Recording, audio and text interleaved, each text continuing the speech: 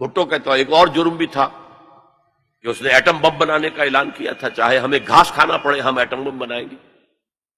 اور کسنجر نے کہہ دیا تھا we'll make an example of you, باز نہیں آؤ گے اگر تو تمہیں یہ نشان عبرت بنا دیں گے. اور وہ نشان عبرت پھانسی پہ جھلا دیا. چھوٹا سا جلسہ کرنے کے لیے بھی آپ کو کتنے پاپڑ بیلنے پڑتے ہیں، اس کا اشتہار شائع کیجئے، اس کی ڈنڈوری کیجئے، اس کا اور اعلان کیجئے. وہ کتنے آئیں گے؟ 200-400 آ گئے تو بڑی بات ہے.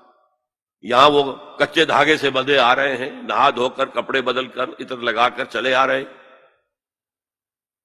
تو یہ ہے کہ بہت خطرناک ہے یہ. اگر مل جائے فنڈامنٹلسٹ تو انہیں دور رکھنا ایک دوسرے سے، اور ان کے آپس کے اختلافات کو بھڑکانا ہے تاکہ یہ کبھی متحدہ قوت نہ بن سکے. ٹریڈیشنلسٹ. تیسرے انہوں نے کہا ہے جو ماڈرنسٹ ہیں، جو اسلام کی ایسی تعبیر اب کر رہے ہیں جو ہماری تہذیب کے ساتھ کمپیٹیبل ہے. پاکستان میں ڈاکٹر اقبال صاحب کے بیٹے نے، جاوید اقبال نے کہا شراب حرام نہیں ہے، قرآن میں کہیں حرام نہیں لکھا ہے. شراب پی کر مدہوش ہو جانا حرام ہے، شراب پینا فی نفس سے حرام نہیں ہے. ایک اور ان کے ہم نام دانشور ہیں، ٹی وی پر کافی اب آ رہے ہیں، انہوں نے کہا اسلام میں کوئی پردہ نہیں ہے، تو کلچر تھا، وقت کا کلچر تھا عرب کا، اس کا کوئی اسلام سے تعلق. یہ جو ری انٹرپریٹیشن آف اسلام ہو رہی ہے to make it compatible with the western civilization, وہ کہتے ہیں کہ یہ ہیں اصل آدمی اور ان کی مدد کرنی چاہیے، انہیں سپورٹ کرنا چاہیے، ان کو امداد دینی چاہیے، اور ان کو میڈیا پر ان کی اپیئرنس کا اہتمام کرنا چاہیے، اس لیے کہ ان کے پاس کوئی اور ذریعہ تو ہے نہیں. مسجد میں کون گھسنے دے گا انہیں؟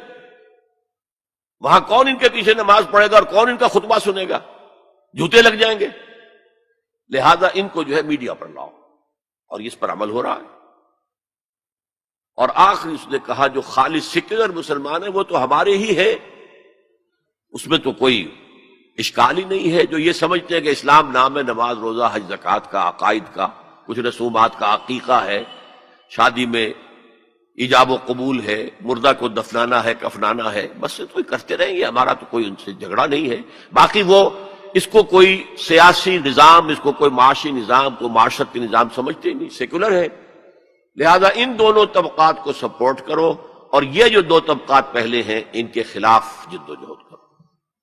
یہ ہے موسٹ ریسنٹ پالیسی ایڈوائز جو دی گئی ہے امریکہ کی حکومت. بہرحال میں نے کہا تھا کہ ایک طرف تو رینائسنس کی تحریک چل رہی ہے، اس کے بارے میں اپنا تجزیہ پیش کر دیا. دوسری طرف ہمارے زوال کا عمل اور گہرا اور گہرا اور گہرا ہوتا چلا گیا. اس زوال کے بڑے بڑے لینڈ مارک کیا ہیں؟ 1967 وار میں عربوں کو ایسی ہزیمت ناک شکست ملی ہے، ایسی ہزیمت ناک شکست کہ شرم سے سر جھکائیں قیامت تک، تب بھی وہ داغ نہیں دھویا جا سکتا. ہاں مصریوں نے دھو دیا تھا 1973 کی جنگ میں، لیکن اردن، شام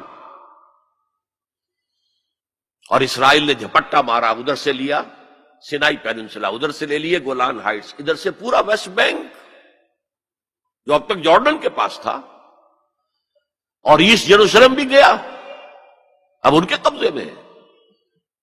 فرام 1967 یہ عالم عرب کے اعتبار سے یہ ہمارے زوال کا ایک بہت بڑا لینڈ مارک ہے.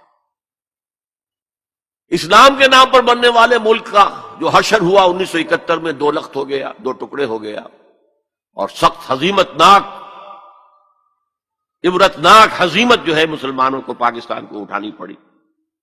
یہ ایک اور دوسرا لینڈ مارک ہے. پھر جو قتل عام ہو رہے ہیں بوسنیا میں، چچنیا میں، پیلسٹائن میں، یہ سب کے سب جو ہیں یہ اسی کی شکلیں ہیں. تو down fall is also increasing, going deeper and deeper and deeper. لیکن دوسری طرف رینائسنس کی تحریکیں بھی ہیں، اگرچہ مس لیڈ ہیں. میں ان ٹیررسٹ حضرات کو، جو میں نے کہا کہ ان کی نیت کے اعتبار سے اللہ کے ہاں ان کے ساتھ معاملہ ہوگا، لیکن میں ان کا جو بھی طریقہ کار ہے اسے سمجھتا ہوں کہ وہ مفید سے زیادہ مضر ہے، کاؤنٹر پروڈکٹیو ہے.